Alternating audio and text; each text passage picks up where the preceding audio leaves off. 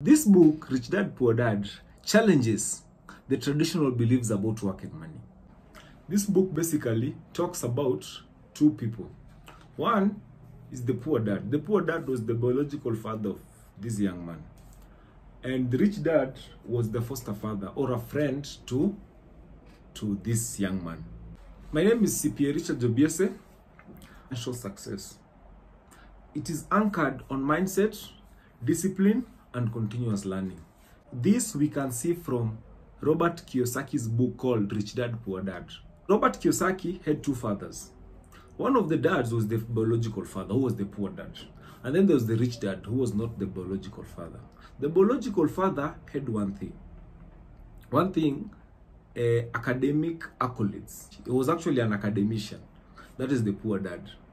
The rich dad was not very well averse with education, but he had education that is on the other side, money education. Therefore, allow me to walk with you as we try and understand the lessons that we derive from the rich dad. So let's get the lessons. Lesson number one, financial education.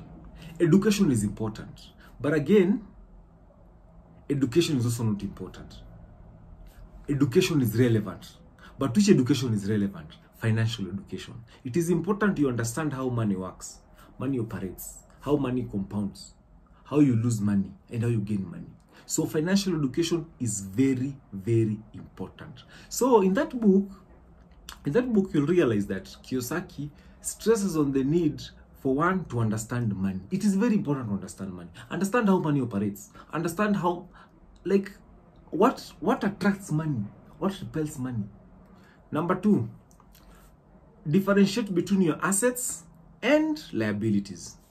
The rich have more assets. The poor have more liabilities.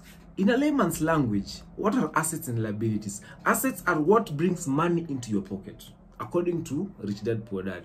Liability is anything that gets money out of your pocket. So that is what asset and liabilities are. So if you want to be a rich person, you need to understand what are assets in your life.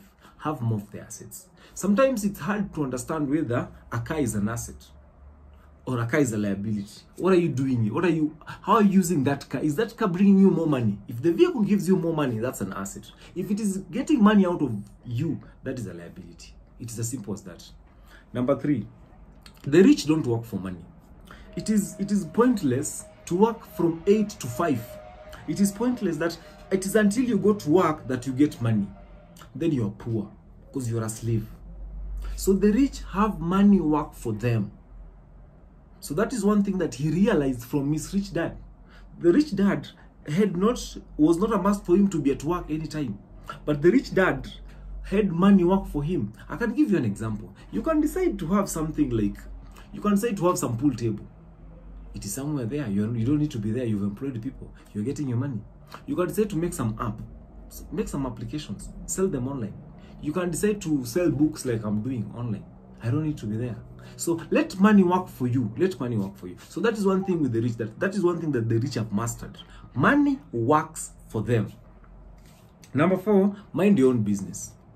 In other words, identify a business. That's what the rich do. Once they've identified a business, they build that business. They build wealth in the line of that business. That's why there are people, you go to them and tell them, I want you to invest in technology. They will not invest in technology. They will only invest in manufacturing. Somebody like Aliko Dangote, it is very hard for you to see him invest in what? In technology. You go to somebody like Bill Gates. Bill Gates won't go to manufacturing because his first line is technology. So what the rich do, they mind their own business. So if your line of business is A, B, C, D, focus on that. Don't focus with the just focus on that. So that is one thing that the rich do. But poor people will do everything. Today they want to sell charcoal. Tomorrow they want to sell meat. Another day they are opening a butchery. Another day they're doing what? They are starting a kindergarten. Mind your own business. Just mind your business. Mind your business at all. Number five, this is what you call it. They use the power of corporations. I'll give an example. We can start a company now. Then I pay myself 100 shillings every year. But from the company, I have shares. So I will get what we call capital. I'll get what we call capital income from this company. So you'll realize that when I decide to pay myself salary, the taxes will be more than when I get the capital gains. So that's what the rich do. It's not tax evasion, it's actually called tax avoidance. You look at what the taxman has done, what the commissioner has done, and then you look for loopholes around that. So that is one thing that the rich do. And most of these guys do that. People like Mark Zuckerberg. The last time I checked, he was being paid $1. Then you're wondering, how is he being paid $1? But again, you realize that he's put all his expenses in the company. So what is he doing? So what is he gaining? So he is gaining on the capital gains. The capital gains tax is low than the income tax. Let's get to the next one. Overcome fear and greed. Overcome fear and greed. In other words, have calculated risks for any business that you want to undertake. Have calculated risks. Don't just get into a business like Napana. Don't just get into a business because it has more returns. No. Make sure you are getting into a business that... There's a time when people were doing quail business and everybody went into quail because they were greedy. And then what happened? You wake up in the morning and somebody telling you about Forex. They're telling you you're going to get 50% return every week. That's being greedy. So what they've done, they've overcome their fear and their desire for greed. They take their steps one step at a time. Stories told of Amazon. The nascent stages of Amazon, they were not making profit. They were not making profit, but they knew what they were heading towards. He knew what he wanted, and he made the steps slowly by slowly and slowly by slowly until he reached where he was reaching. But somebody else will do something for 2-3 years, 2 months, and then they leave. But one thing you need to understand is poor people will go into a job, will get employed into a job for 50 years. Being insulted, being paid peanuts, and they don't care. And they are very comfortable. And then when now they have to retire, they live miserable lives. Number 7, strive to learn, not earn. Every day, like for me, is a learning day. Every day, because I have to sell, I have to go online, learn marketing skills. Sometimes I have to meet people, learn customer relation skills. Sometimes I have to do a few things here and there. You have to learn. The times when I need to edit a few things, I'm going to learn I'm going to learn designs. You have to learn. Just work at learning.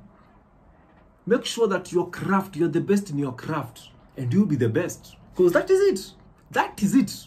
it. Take action after knowledge. Take action after knowledge. You've understood how money works. What is the next thing?